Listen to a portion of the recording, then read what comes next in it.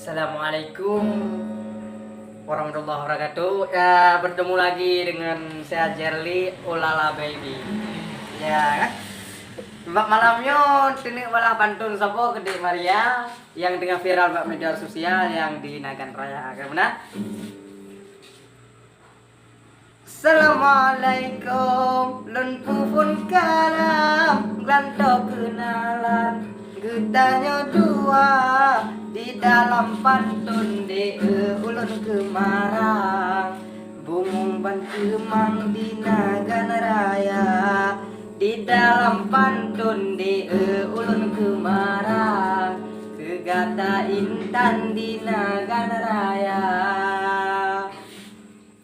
Bungong jambe mekarang-karang cicim terbang kenan ditega jalam hati de katalun pinang bungong ban kemang di Nagan Raya aja dalam hati de katalun pinang bungong ban kemang di Nagan Raya.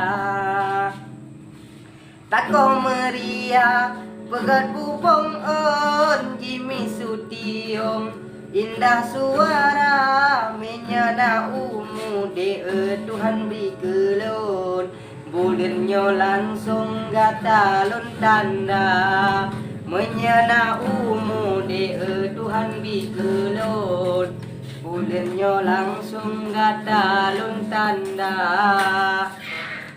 Bele tapi ke abang budong nyopat kanalun cereli nama walaupun kuning hai de rambut di ulun maklum diri lun manwo Korea walaupun kuning hai de rambut di ulun maklum diri lun manwo Korea. Si Mirapati didang cembubong si cicim tiong di dalam cinta menyebit tatem de mariangan lon dabalah pantun laju lesiga menyebit tatem de mariangan lon dabalah pantun laju lesigra. Si Malaya Menara Kembar Monas terkenal Ide Jakarta Neba media de katalun kenal dengan panggilan Ade Maria Neba media de katalun kenal dengan panggilan Ade Maria.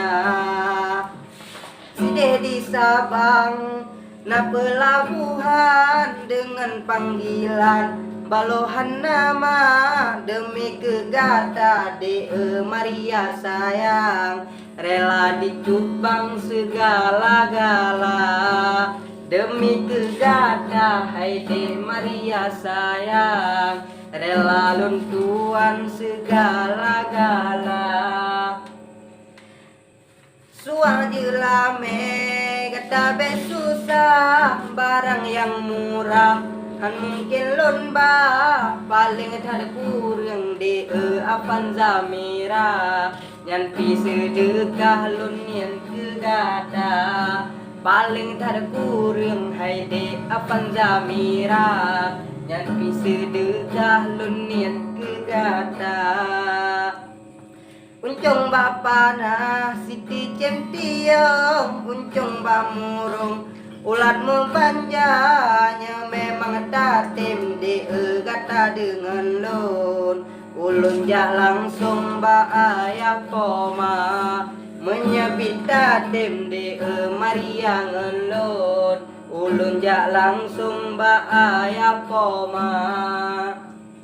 Ono memada pantun dari lon tabala langsung Ade Maria menyana salah de dari lon kadang lam pantun gasa bahasa menyana salah de bahasa di lon maklumlah di lon hana biasa.